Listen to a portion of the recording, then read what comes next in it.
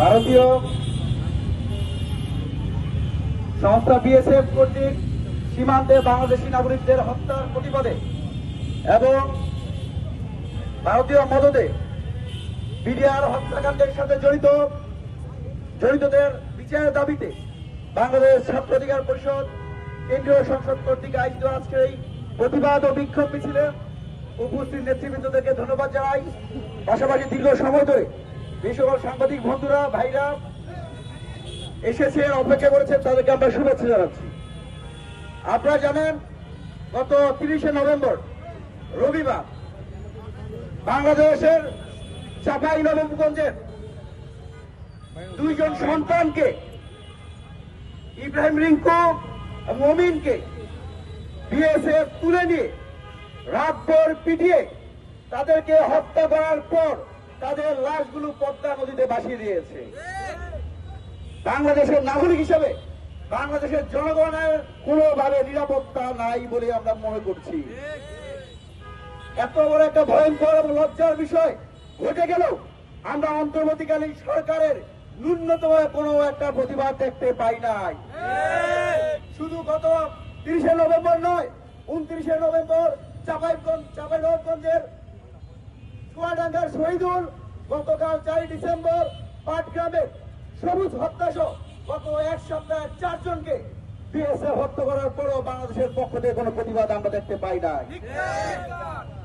একই সাথে আমরা দেখতে পেয়েছি 2009 সাল থেকে 2025 সালের ডিসেম্বর মাস পর্যন্ত গত 1.5 যুগে সীমান্তে ভারতীয় বাহিনী বিএসএফ থেকে বাংলাদেশের প্রায় 600-এর অধিক নাগরিককে হত্যা করা হয়েছে।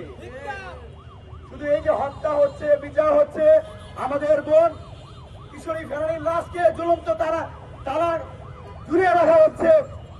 আমরা এইসব ঘটনা প্রতিবারই দেখতে পাচ্ছি, কিন্তু কোন রকম আমরা বিবৃতি দেখতে পাই না।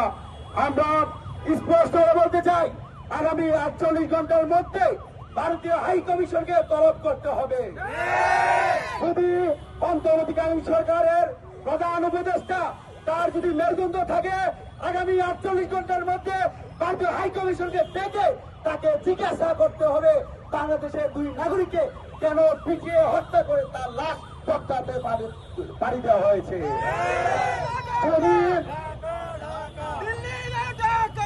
আগামী 48 ঘন্টার মধ্যে ভারতীয় হাই কমিশনকে তলব না করে, তাহলে ছাত্র অধিকার পরিষদের নেতৃবৃন্দদের নেতৃত্বে এদেশের ছাত্র জনতা ভারতীয় দূতাবাস ঘেরাও করবে।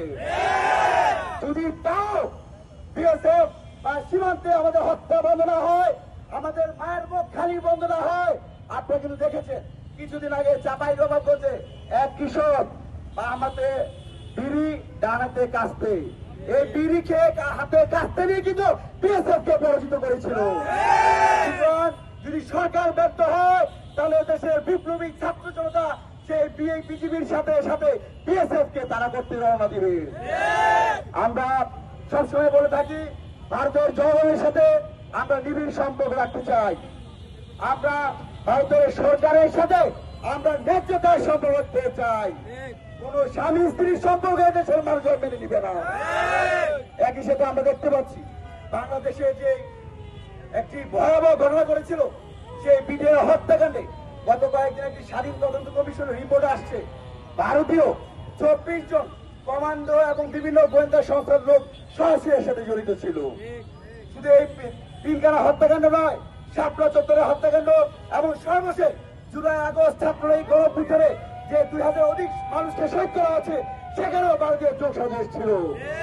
আমরা অন্তর্বর্তীকালীন সরকারের মধ্যে আহ্বান জানাবো, এই যে 600 অধিক মানুষকে সীমান্তে হত্যা করা হয়েছে, এই পিলখানা হত্যার সাথে জড়িতদের, শাপলা চত্বর হত্যার সাথে জড়িত, একই সাথে বাংলাদেশের ডাস্টবিন যে মানুষের মুখ খালি করে রাতের পর রাত মানুষের মুখ খালি করেছে, সেই শেখ হাসিনাকে যদি ভারত বাংলাদেশে ফিরিয়ে দেওয়া না হয়, তাহলে এদেশের জনগণ ভারতের সাথে কূটনৈতিক সম্পর্ক বন্ধ করে দিবে।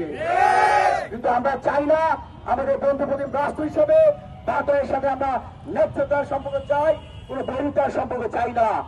আমাদের পূর্ববর্তী বক্তারা বলেছেন, যদি সীমান্তে আর কোন লাশ পড়ে, তাহলে একটা লাশ পড়লে 1-এর অধিক লাশ বাংলাদেশ থেকে পড়বে।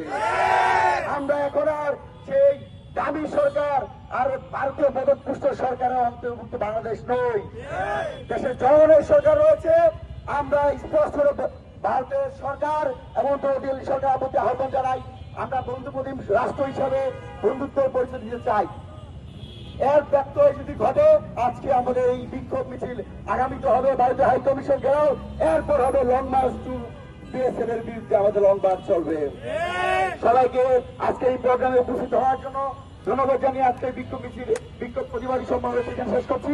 এখন আমরা মিছিল করবো, সবাইকে উপস্থিত থাকার জন্য ধন্যবাদ জানাই।